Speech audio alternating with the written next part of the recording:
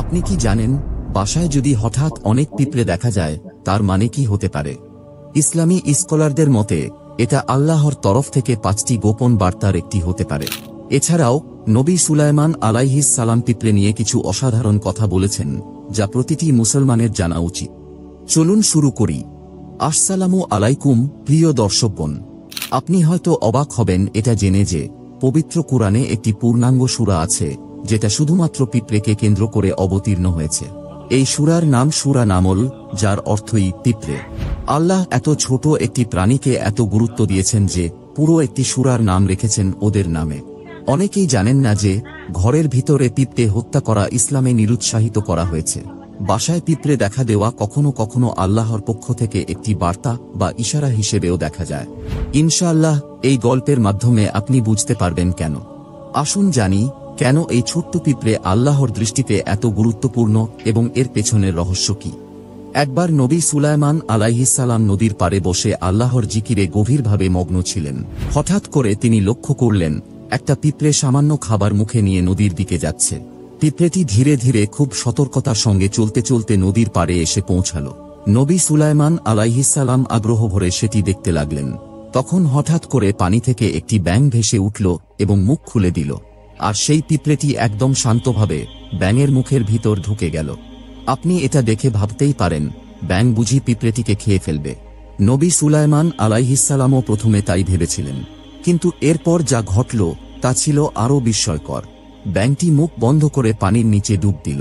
নবী সুলাইমান আলাইহিস সালাম পুরো ঘটনা মনোযোগ দিয়ে দেখছিলেন। কিছুক্ষণ পর ব্যাঙটি আবার পানির নিচ থেকে উঠে এলো এবং মুখ খুলল, আর সেই একই পিঁপড়েটি সম্পূর্ণ নিরাপদভাবে বেরিয়ে এলো। কিন্তু এবার নবী সুলাইমান আলাইহিস সালাম খেয়াল করলেন পিঁপড়েটির মুখে যে খাবার ছিল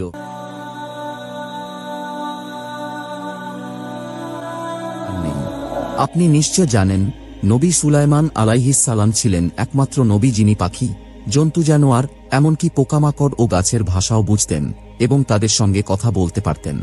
তাই তিনি ওই পিঁপড়েটিকে কাছে ডেকে নিয়ে জিজ্ঞেস করলেন, আমি কিছুক্ষণ আগে দেখলাম তুমি মুখে খাবার নিয়ে যাচ্ছিলে, তারপর ব্যাঙের মুখে ঢুকে গেলে এবং পরে ব্যাঙ তোমাকে ছেড়ে দিল, কিন্তু তখন তোমার মুখে আর খাবার ছিল না। আসলে কি ঘটল? পিঁপড়েটি বিনয়ের সঙ্গে বলল, হে আল্লাহর রাসূল, আমি প্রতিদিন নদীর নিচে এক পাথরের নিচে যাই। সেখানে একটি কৃমি পোকা বাস করে, যেটাকে আল্লাহ এমন জায়গায় সৃষ্টি করেছেন যেখানে সে নিজে কিছুই খেতে পারে না আর বাইরে আসতেও পারে না। পিঁপড়েটি আরও বলল, আল্লাহ আমাকে দায়িত্ব দিয়েছেন প্রতিদিন সেই কৃমিটিকে খাবার পৌঁছে দেওয়ার, আর এই দায়িত্ব পালন করতে সাহায্য করার জন্য আল্লাহ একটি ব্যাঙ নিয়োজিত করেছেন। ব্যাঙটি আমাকে তার মুখে করে পানির নিচে নিয়ে যায়। আমি যখন পাথরের কাছে পৌঁছাই তখন আমার মুখ থেকে খাবারটি ওই কৃমিকে দিয়ে দেই, সে তখন তা খেয়ে তৃপ্ত হয়। এরপর ব্যাঙটি আবার আমাকে নিরাপদভাবে নদীর পাড়ে ফিরিয়ে নিয়ে আসে। এ কথা শুনে নবী সুলাইমান আলাইহিস সালাম বিস্মিত হয়ে আরও একটি প্রশ্ন করলেন। তিনি বললেন, তুমি যখন কৃমিটিকে খাবার দাও তখন কি সে কিছু বলে? পিঁপড়েটি উত্তর দিল, জি হ্যাঁ, হে আল্লাহর রাসূল, আমি সব সময় ওর মুখ থেকে একটি বিশেষ কথা শুনি। নবী সুলাইমান আলাইহিস সালাম জিজ্ঞেস করলেন, ও কি বলে?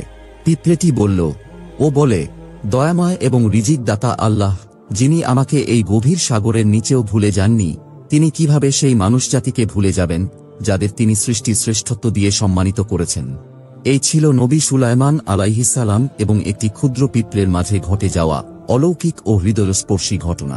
এটি আমাদের সকলের জন্য একটি বড় শিক্ষা যে আল্লাহ কাউকে রিজিক দেওয়া থেকে ভুলে যান না, যতই ছোট বা অদৃশ্য হোক না কেন সেই প্রাণী। প্রিয় দর্শক, কুরআনে আরও একটি গুরুত্বপূর্ণ ঘটনা বলা হয়েছে যেখানে পিঁপড়ের কথা এসেছে। একদিন নবী সুলাইমান আলাইহিস সালাম তার বিশাল সেনাবাহিনী নিয়ে অগ্রসর হচ্ছিলেন। ঠিক তখনই একটি পিঁপড়ে অন্যদের সতর্ক করে বলল, হে পিঁপড়েরা, দ্রুত নিজেদের বাসায় ঢুকে পড়ো, না হলে সুলাইমান এবং তার বাহিনী অজান্তেই তোমাদের পিষে ফেলবে। নবী সুলাইমান আলাইহিস সালাম সেই পিঁপড়ের কথা শুনতে পেলেন এবং কৃতজ্ঞতায় মুচকি হাসলেন। তিনি আল্লাহর কাছে শুকরিয়া আদায় করে বললেন, হে আল্লাহ, আপনি যেহেতু আমাকে এই পিঁপড়ের ভাষা বুঝবার ক্ষমতা দিয়েছেন, তাই আপনি আমাকে আপনার সৃষ্টির প্রতি ন্যায়পরায়ণ এবং দয়ালু থাকার শক্তি দিন। প্রিয় দর্শক, ইসলামী পণ্ডিতরা বলেন, যখন কোনো ঘরে নিয়মিত পিঁপড়ে দেখা যায় তখন তা আল্লাহর পক্ষ থেকে বরকতের ও রিজিক প্রবেশের ইঙ্গিত হতে পারে। যেখানে আল্লাহ রিজিক বাড়ান সেখানে পিঁপড়ের উপস্থিতি নিজে থেকেই দেখা যায়। তাই আপনার বাসায় পিঁপড়ে ঘোরাফেরা করলে সেটিকে বিরক্তির বিষয় হিসেবে নয়, আশার আলামত হিসেবে দেখুন। ইসলামী জ্ঞানের আলোকে ও প্রাচীন বিশ্বাস অনুযায়ী ঘরে পিঁপড়ের উপস্থিতি হল সম্পদ আসার লক্ষণ। বিশেষ করে আপনি যদি দেখেন কোনো পিঁপড়ে ডিম বহন করছে, তাহলে সেটা খুবই শুভ লক্ষণ। এটি রিজিক বৃদ্ধি এবং আর্থিক স্বস্তির ইঙ্গিত দেয়। আপনি যদি দেখেন কালো পিঁপড়ে আপনার চালের হাড়ি বা রিজার্ভ স্টোরেজ থেকে বের হচ্ছে, তাহলে সেটি একটি ইশারা হিসেবে ধরা হয় যে শিগগিরই আপনার হাতে অর্থ আসতে চলেছে। এটি হঠাৎ আর্থিক লাভ বা পুরনো পাওনা ফিরে পাওয়ার লক্ষণ হতে পারে। আর যদি আপনি পিঁপড়ে দেখেন গয়নার বাক্সে ঘোরাঘুরি করছে, তাহলে সেটাকে আরও স্পষ্টভাবে ধরা হয় শিগগিরই আপনি স্বর্ণ, অলংকার বা কোনো মূল্যবান জিনিস পেতে পারেন। প্রচলিত ধারণা অনুযায়ী এমন পিঁপড়ের উপস্থিতি ভবিষ্যতের আর্থিক প্রাচুর্যের পূর্বাভাস দেয়। আপনি যদি পিঁপড়ে দেখতে পান আপনার ঘরের উত্তর দিকে, তাহলে সেটিকে ধরা হয় আসন্ন সুখ, মানসিক শান্তি ও পারিবারিক সৌহার্দ্যের প্রতীক হিসেবে। কারণ ইসলামী ও প্রাচীন দৃষ্টিভঙ্গিতে উত্তর দিককে শুভ ও বরকতময় বলা হয়েছে। আর যদি আপনি পিঁপড়ে দেখতে পান ঘরের পশ্চিম পাশে, তাহলে সেটা অনেক সময় ব্যাখ্যা করা হয় এইভাবে: আপনি শিগগিরই বিদেশ ভ্রমণের সুযোগ পেতে পারেন। এটি একটি নতুন যাত্রা, নতুন সম্ভাবনা ও উন্নত ভবিষ্যতের প্রতীক। দুঃখজনকভাবে আমরা অনেক সময় পিঁপড়েকে নির্মমভাবে মেরে ফেলি বিভিন্ন কীটনাশক ব্যবহার করে। কিন্তু অনেক ক্ষেত্রেই এই ছোট প্রাণীগুলোর উপস্থিতি আসলে রিজিক বৃদ্ধির ইশারা, ক্ষতির কিছু নয়। যতক্ষণ না পিঁপড়ে বিষাক্ত, ক্ষতিকর বা খাবার সম্পদ নষ্ট করছে, ততক্ষণ পর্যন্ত তাদের মেরে ফেলা অনুচিত। কারণ ওরাও আমাদের মতোই আল্লাহর কাছ থেকেই রিজিক পায়। একটি ইসলামী বর্ণনা অনুযায়ী একবার নবী সুলাইমান আলাইহিসসালাম কিছু মানুষকে নিয়ে বৃষ্টির জন্য দোয়া করতে বের হয়েছিলেন।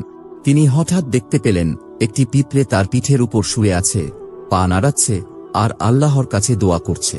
পিঁপড়েটি বলছিল, হে সকল জগতের পালনকর্তা, আমরাও তো আপনার সৃষ্টি, আমাদেরও তো বৃষ্টির জন্য প্রার্থনা করার অধিকার আছে। আপনি যদি বৃষ্টি না দেন, তাহলে আমরা মরে যাব। এই হৃদয় ছোঁয়া দোয়া শুনে নবী সুলাইমান আলাইহিসসালাম তার সাথীদের বললেন, চলুন আর সামনে না যাই, বৃষ্টি আসছে অন্য কারো দোয়ার কারণে, আমাদের আর প্রয়োজন নেই, তাই চলুন ফিরে যাই। এই গল্প আমাদের স্মরণ করিয়ে দেয় আল্লাহর প্রতিটি সৃষ্টি তাকে স্মরণ করে, তাকে মহিমা দেয়। বিশেষ করে পিঁপড়েরা, যারা সব সময় আল্লাহর জিকিরে থাকে, দোয়ায় লিপ্ত থাকে। কিন্তু আমরা, তার সবচেয়ে সম্মানিত সৃষ্টি, এতটাই দুনিয়ার ব্যস্ততায় ডুবে আছি যে নিজের রবের দিকে মুখ তোলার সময়টুকুও পাই না। তাই চলুন এই দোয়া করি: হে আল্লাহ, আমাদের হৃদয় আপনার দিকে ফিরিয়ে দিন, এই দুনিয়ার মোহ থেকে আমাদের মুক্ত, আমাদের এমন বান্দা বানিয়ে দিন যারা সব সময় আপনার কাছে ফিরে আসে। আপনার সাহায্যই আমরা চাই, আমরা আপনার কাছেই ফিরে যাই, আমাদের সকল চাহিদা ও প্রয়োজন কেবল আপনার কাছেই।